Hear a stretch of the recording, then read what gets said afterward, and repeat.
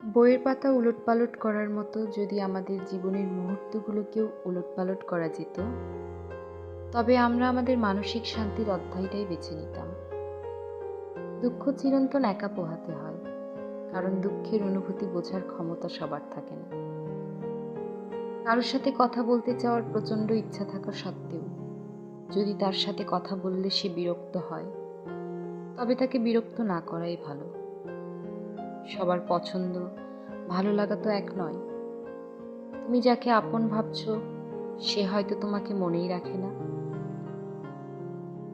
জীবনটা আসলে একটা বইয়ের মতো, সুখ দুঃখ হাসি কান্না মিলিয়ে আলাদা আলাদা চ্যাপ্টারের সমন্বয়।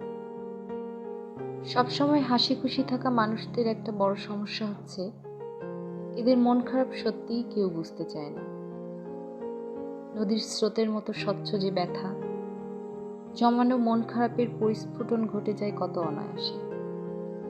কত না বলা কুণ্ঠিত বার্তা ভিড় জমায় চিলেকোঠার দরজায়। শূন্যতাও যে এত ভারী হতে পারে, শূন্যতা কাঁধে না পড়লে হয়তো বুঝতাম না। মাঝে মাঝে মানুষের মন খারাপের পেছনে এত বেশি কারণ থাকে যে মানুষ নিজেই বুঝতে পারে না কোন কারণে সে এত বেশি কষ্ট পাচ্ছে। এজন্যই হুমায়ুন আহমেদ স্যার বলেছেন, খুব কাছের মানুষের অবহেলা সহ্য করার মতো ক্ষমতা মানুষের নেই। মানুষ বড় অভিমানী প্রাণী। সমাজ বড়ই অদ্ভুত, তাই না? তোমার সুখ কখনোই তারা সহ্য করবে না। তোমার কষ্টের সময় তার কারণ অনুসন্ধান না করে কানে কানে শোনা কথায় তোমাকে খোঁটা দিতে পিছু পা হবে না।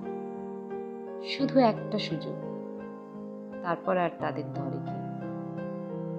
তাদের তো সুনির্দিষ্ট একটা বিষয়ের প্রয়োজন। বিষয়টি ছোট হোক বা বড় হোক, তারা তোমায় একটা উপন্যাস রচনা করে দিবেই।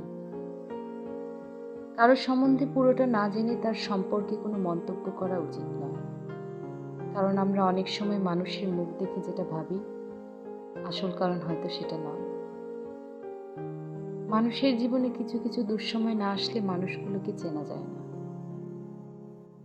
অবহেলা না পেলে নিজের অবস্থানকে জানা যায় না। কিছু কিছু কথা অব্যক্তই থেকে যায়, আধারে অভিনয়ের পটভূমিকায়। কিছু অব্যক্ত অনুভূতি অসমাপ্তই রয়ে যায়, বাস্তবিক নাটকীয় যৌবনিকায়। বইয়ের অঙ্কগুলো গরমিল হলে তা একটা সময় মেলানো যায়, কিন্তু জীবনের গল্পটা একবার গরমিল হয়ে গেলে তা কখনোই মেলানো যায় না।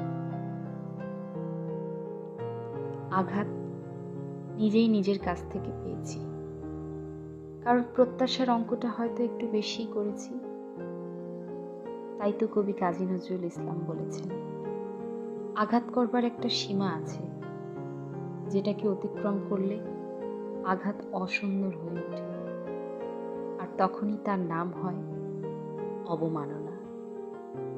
সময় বদলায়, মানুষ বদলায়, শুধু অনুভূতিগুলো একই থেকে যায়। গুছিয়ে গল্প উপন্যাস লেখা যায়, কিন্তু অনুভূতি কাউকে না বোঝানো যায়, না লেখা যায়, না বলা যায়।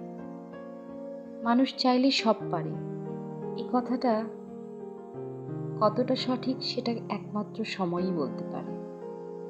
আর সেজন্য বোধহয় আমাদের জীবনের শেষতম সিদ্ধান্ত সময়ের উপর নির্ভর করে।